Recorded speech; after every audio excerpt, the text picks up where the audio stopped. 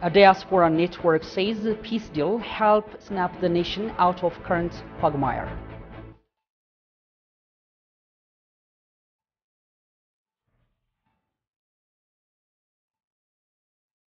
And FDI said to have showed a sharp rise following peace deal.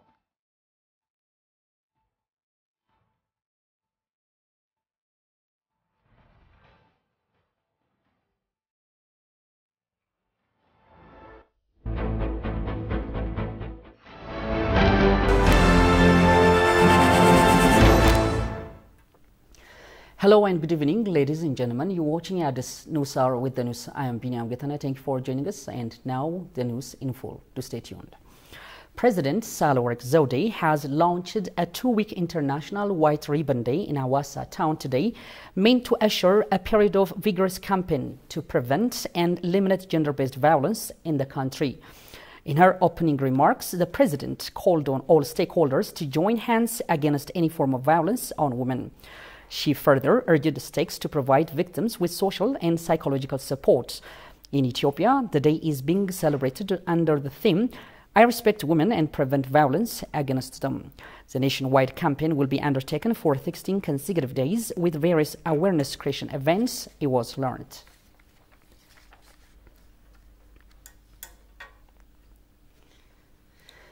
And the Parliament today approved a draft loan agreement between Ethiopian government and Italy.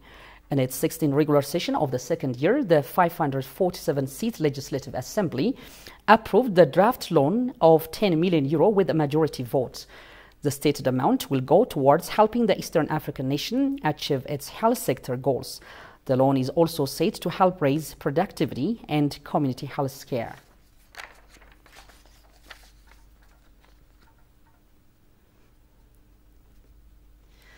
Moving on, representative of the TPLF, Getachew Reda, expressed hope that the agreement reached between his group and the Ethiopian government in Pretoria, South Africa, will be implemented. During an interview with the BBC's Hard Talk, Reda said despite impediments, disarmament will take place as per the agreement. Reda, nevertheless, underlined the need for a political will on both sides for the durable peace which the people of Tigray have long been expecting. Johannes van Town has compiled the full story. Take a look.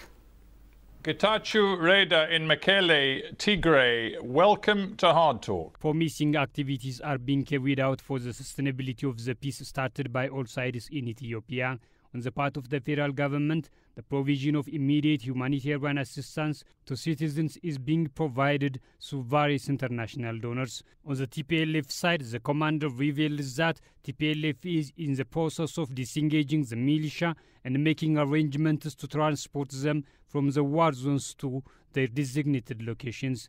Now the fresh wind is blowing in Ethiopia, but BBC does not seem to be happy with the current peace situation in the country. Stephen John Sacker, the host of the BBC Hard Talk, invited the TPLF spokesperson to a program that made it seem like he was still longing to hear blood-sucked news from the East African country. The first of Stephen's question is who controls the cities in the Tigray region. This is a clear manifestation, for he does not understand the division of power between the federal and regional governments in the Ethiopian constitution, or his aim is to show the world that Tigray is somewhere out of Ethiopia as if it is a sovereign state. There you sit in Mekele, the capital of Tigray region. If you go outside right now, who is in control? Is it the Ethiopian armed forces, the federal armed forces, or is it your forces from the TPLF? The federal forces, we have agreed, will control federal institutions. We have submitted ourselves to the federal constitution, which provides that federal institutions would be under federal control. So as far as airports are concerned, other federal institutions concerned, they will be in the hands of the federal government. Otherwise, the Constitution also provides that regional authorities will exercise control over regional matters. So we will not in any way negating the constitutional principle. Secondly, Stephen's question clearly shows their desire not to end the war in Ethiopia. Thus, it can be understood from the question that they did not like that the TPLF fighters agreed to disarm in the peace agreement. What matters most, particularly in the context of a terrible 2-year war, is who has the guns and who imposes their authority with the gun. And according to the deal that you signed at the beginning of this month with the Ethiopian representatives, your TPLF forces are going to disarm within 30 days. So clearly, your forces will no longer have the power of the gun. Well, to begin with, the fact that the agreement is being referred to as between TPLF and the federal government is a bit of a stretch, because it was a deal between the government and the regional government and the federal government. Whatever superlatives there, though, what we have agreed is as long as the security interests of Tigray are taken care of, and as long as the political conditions that gave rise to the conflict in the first place are duly taken care of, which would, of course, involve some kind of political dialogue between our two sides, and then we have no business maintaining our artillery pieces or our tanks. The day after the agreement was reached, one of the expressions heard about the war in Ethiopia is that there is no winner or loser in the war, and it is Ethiopia that won because of the peace agreement. But Stephen asked a question that could irritate one side. Are you ready to acknowledge here and now that you in Tigray, the TPLF, you lost the war? Even though Getachew Reda tried to convince him that agreeing does not mean being defeated, Stephen, remembering what Getachew had said last year in a war mood, tried hard to annoy him and hinder the peace process. You haven't won, you have capitulated. You have agreed to disarm and demobilize your forces. As we've already established, the federal government is going to put its forces into all the key installations in Tigray. It will be in control, and all you have is a promise that in the future you will be reincorporated into the federal system. In the interview, other additional questions were addressed, but in general, the BBC understood that the time of collecting war rumors from Ethiopia is over, and the answers given indicated that the process of Ethiopia's sustainable peace is being built on a solid foundation.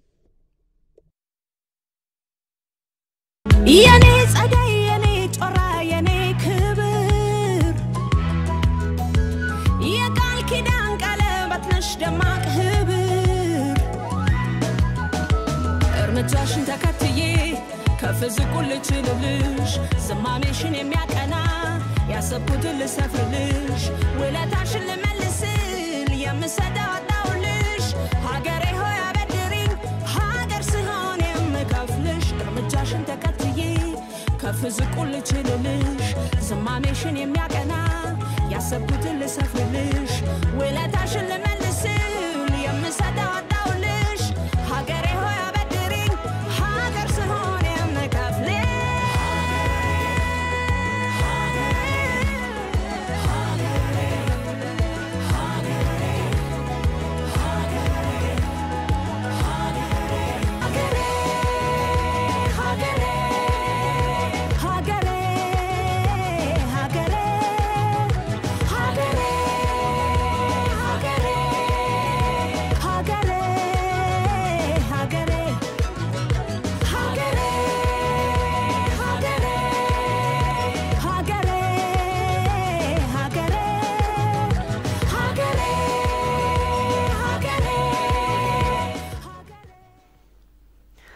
Once again, you're watching Addis News Hour now in another domain. The network of Ethiopians in Geneva for Action Task Force said the peace deal signed between the federal government and TPLF is monumental to move forward Ethiopia. Founder of the task force, Yair Edgedau, underscored that it's a high time that sons and daughters of Ethiopians went on a mission to rebuild the image of their country, which is for the past few years was deliberately tarnished by reckless Western media campaign. Goshu Malasau takes it from here. after a lot of haggling, a peace deal signed between the federal government and TPLF on 2nd November in Pretoria, South Africa, to end the bloody conflict in the country's north. The agreement for lasting peace through a permanent ceasefire was achieved under the AU brokered mediation. Commenting on the matter, founder of Network of Ethiopians in Geneva for Action Task Force, Yahya Hirad Ketao, said the peace deal is monumental to move forward Ethiopia. So the peace deal is really a monumental move in Ethiopia, for Ethiopia, and moving it forward on the pathway of reform and development that we had started 4 years ago. And in that sense, it has been really welcomed, and we should really celebrate it with caution, of course. As peace deals are as anywhere in Africa or elsewhere, peace deals are fragile by nature. So we should be careful, vigilant, yet we should welcome it. The diaspora, by and large, has really commended the peace efforts, the content within it, and has applauded also the role played by the African Union in terms of leading and making it a successful peace talk and facilitating the talks. Yahya Hirad underscored that working strategically is vital to rebuild the tarnished image of Ethiopia by some international community. The image building, now we are going to another chapter, irrespective of the events, how they will unfold. There was a peace agreement. It may have its bumps and incompleteness, but there is a new chapter clearly that is opening up, rebuilding or repairing the image of Ethiopia. But Ethiopia as a nation, whether it's at the multilateral level, at the European level, at the US level, at the national level, in the public opinion in Europe and US or North America, has been affected, and this needs to be repaired. And repairing such rebuilding the image is a process by itself. It needs strategy. It needs understanding of what happened. He called upon the diasporas to foster their role on the post-war reconstruction activities. The post-conflict measures and actions are equally important, and in that sense, the diaspora could play a role in the path of having a national dialogue that will go deep down into the Ethiopian society inside the country. And as stakeholders there, we could contribute to the dialogue itself and its outcome. That would be the positive contribution, bringing national dialogue, reconciliation, peace and reconstruction, rehabilitation, and all these post-conflict activities that will unfold. After the peace deal signed between the two parties, glimmer of hope has started to blow in the nation, and exchanging aggressive orders has stopped. Moving on, Girma Buru, macroeconomic advisor to the Prime Minister, told Ethiopian diplomats to be successful in the field of economic diplomacy. Addressing a training organized by the Ministry of Foreign Affairs today for young and senior diplomats at the African Leadership Excellence Academy, Girma spoke on a variety of subjects, including promoting Ethiopia's exports and encouraging foreign investment. He further stated the need to identify key areas for economic diplomacy and discussing the politics of aid, loans, and economic sanctions. Mammo Mretu, likewise CEO of the Ethiopian Investment Holdings, on sports aid, diplomats are expected to promote the homegrown economic reform, solicit support to the reconstruction and rehabilitation efforts.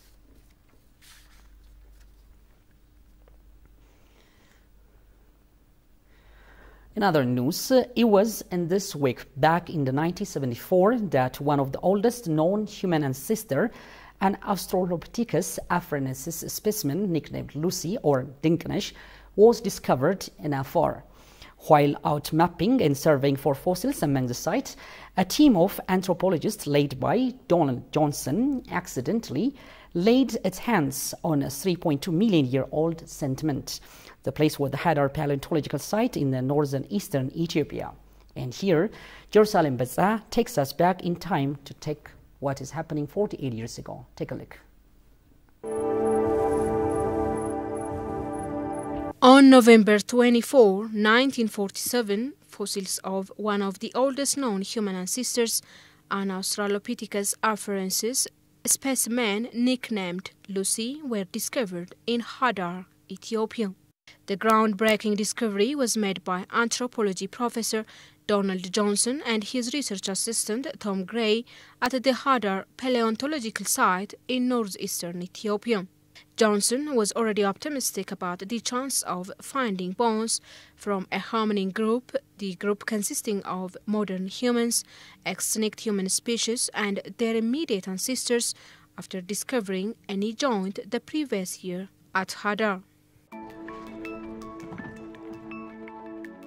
Johnson and Gray discovered a hominin forearm bone, a discovery which would lead to the excavation of several hundred fragments of bone over 2 weeks, making up 40% of a single hominin skeleton.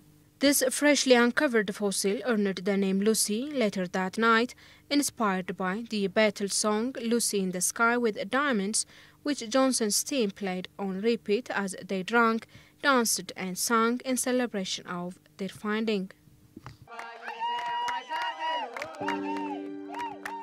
According to Donald Johnson, Lucy was a hominin that lived 3.2 million years ago, and her anatomy provides surprising insights into our ancestors. A member of the species Australopithecus afarensis, Lucy illuminates the human evolution timeline. It was a Sunday morning back in 1974. So I came up here, looked at this, had no idea what was waiting. It was right in this area, right here. What I saw was a fragment of bone, and I looked at it and almost instantaneously said, that's a hominid. Wow. Once we broke that 3 million year barrier, it was a whole new picture of what our earliest ancestors looked like. One of the most exciting moments of my entire career. Lucy's fossil is currently housed alongside other early hominin fossils at the National Museum of Ethiopia in Addis Ababa following a 5-year tour in the United States. Her Ethiopian name, Dinkinesh, translates to "You are marvelous."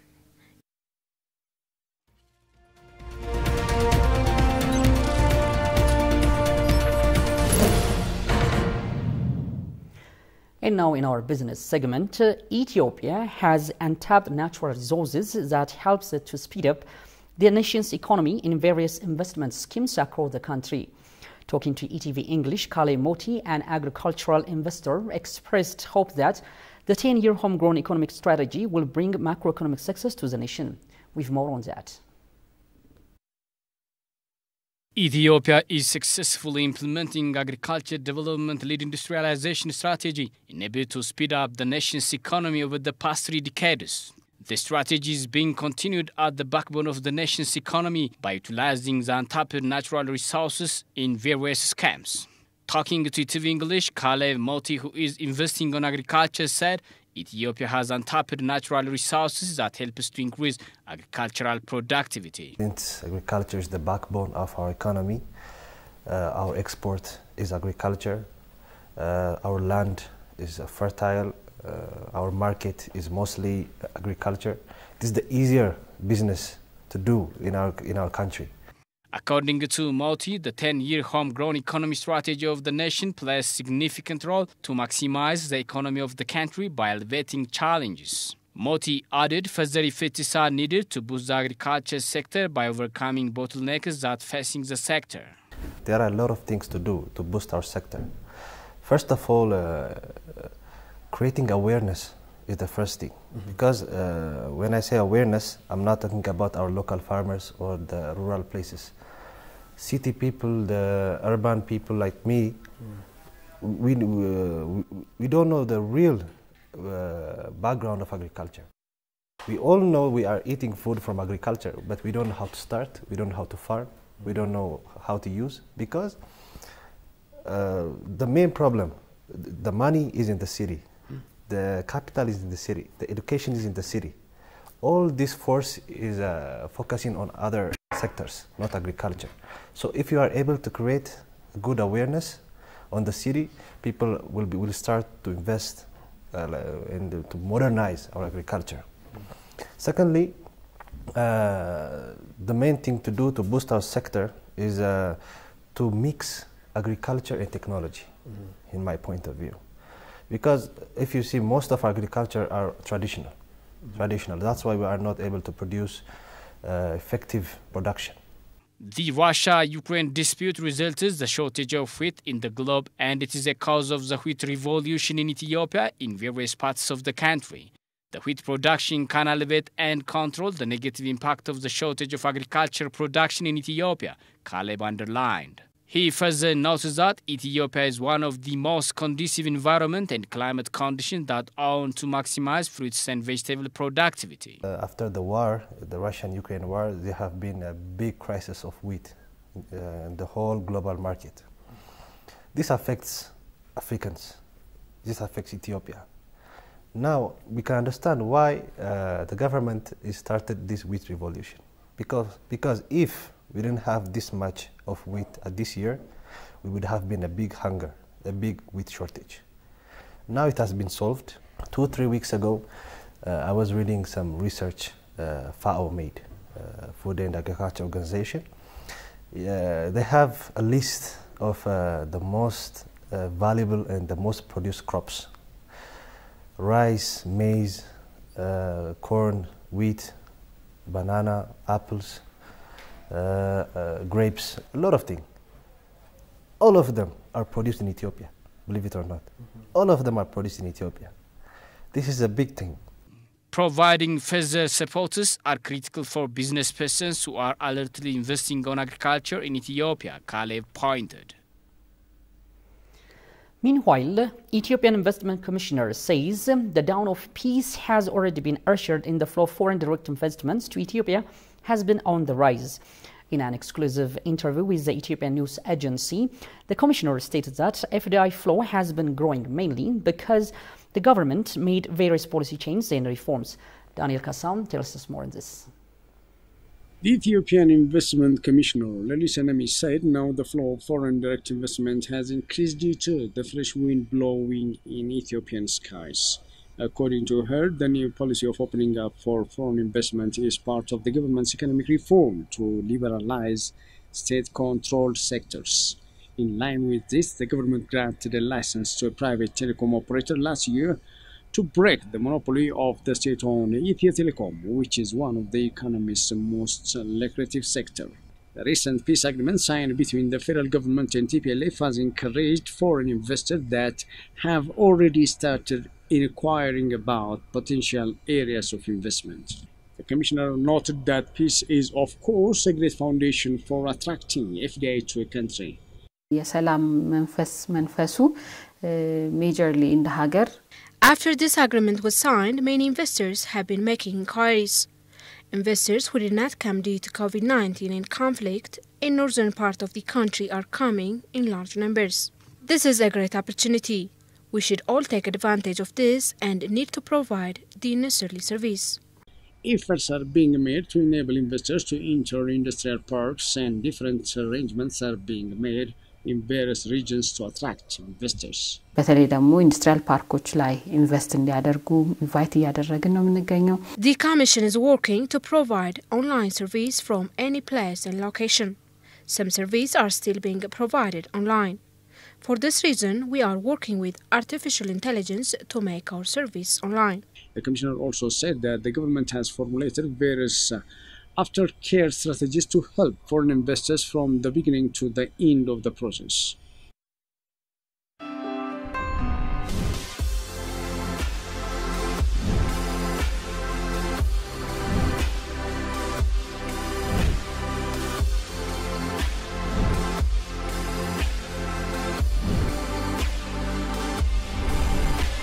Right now, I am at the top of Ntoto Mountain. This one, the first church in this church, in at a grass time at that time. It is a historical site. You have seen a palace of Menelik in Ntoto. I'm always fascinated by Ethiopia, by his history and the richness of his culture. Most Ethiopians have ambition, a great ambition to know about their history. Yeah, I've seen really impressive things about the history of Ethiopia. I think it did. I had some expectations, and they were definitely met. It's really amazing to see all the history around here.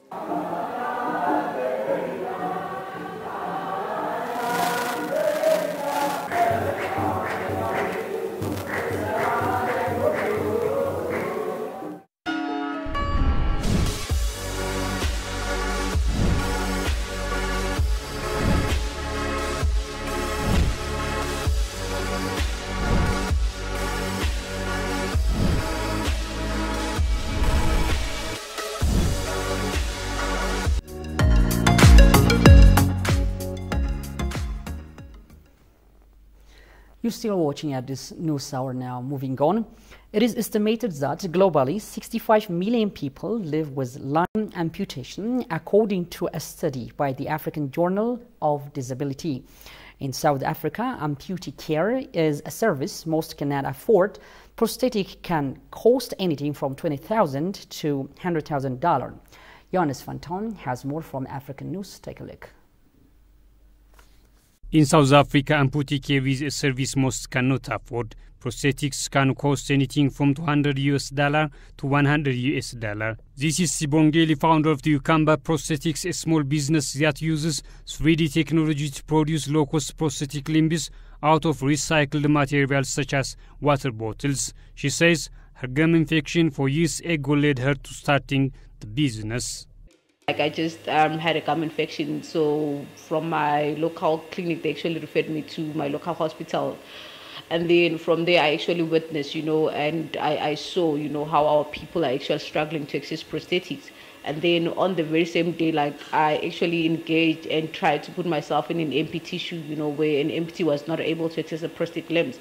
But to me, it was like, yesterday it might not be me, but what if it could be me, or one of my loved ones, because we all don't know what the future holds. And I literally tapped in and actually asked, what's the problem? And the user told me, like an amputee, that he's been on the waiting list for more than 5 years. While Sibongeli has dreams of increasing production of prosthetics from her small facility, activity has been impacted by South Africa's energy crisis. Delayed our turnaround time, because sometimes when a user actually comes, we are actually able to say that within 8 hours or 8 hours you will be able, to produce your prosthetic. Michael Stevens from Jumping Kids, an organization that supplies and maintains quality prosthetics equipment for children, believes that while the old way of manufacturing technology has worked, the future is towards prosthetics that have high-tech features such as gyroscopes. Then the previous solutions that have been used for the last 30 years, mechanical solutions, should be coming down in cost. And we should be looking at the issue. I think prosthetics and amputation is often looked at by people as a niche issue. Innovative 3D printed robotic prosthetic limbs can provide African amputees with an affordable and high quality alternative in comparison to conventional processes.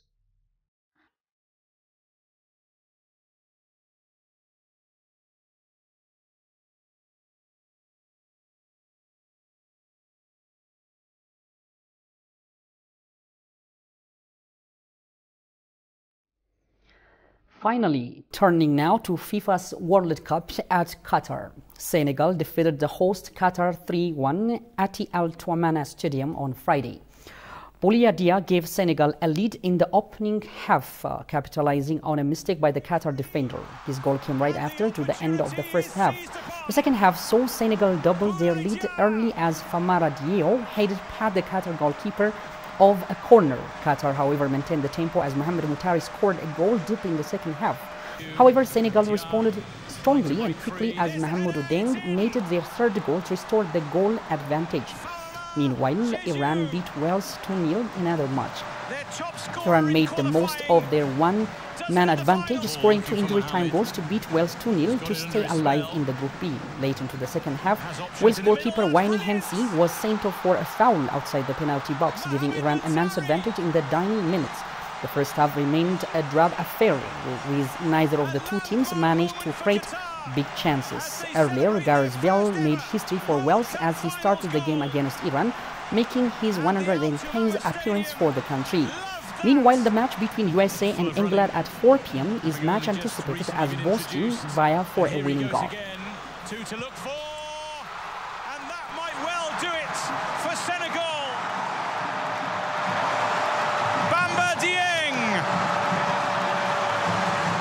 Allen with the clearance, not too far.